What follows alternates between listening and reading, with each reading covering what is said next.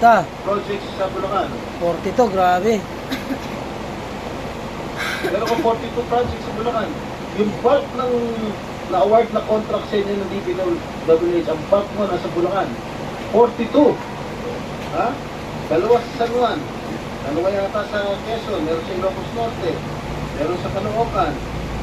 Meron sa Laguna. Yan, Bulacan na to. San Juan. Quezon City. Saka identical ang presyo, ha? Identical ang mga presyo nito. 77 million, 77 million, 72 million, 72 million. Bakit ganun?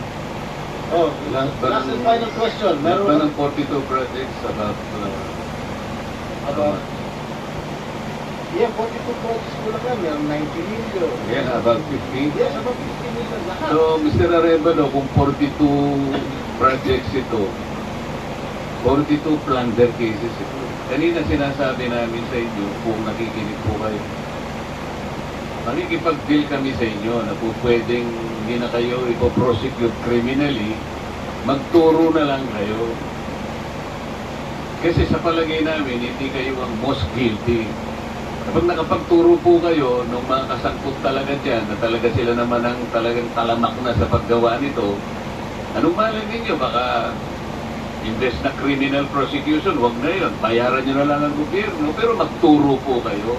Parang meron po tayong kapuntahan talaga. Kasabot sa Kasi Sara. kung dito na lang tayo ng ganito, ikutan ng ito. Mapipilitan po, puro plunder. Ang harapin po ninyo, 42 plunder cases. Hindi po fair sa inyo yun.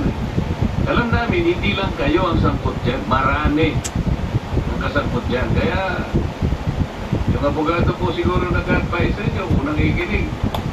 Tingnan nyo rin po na maganda rin offer para sa amin ito. Makakatulong pa kayo sa bansa.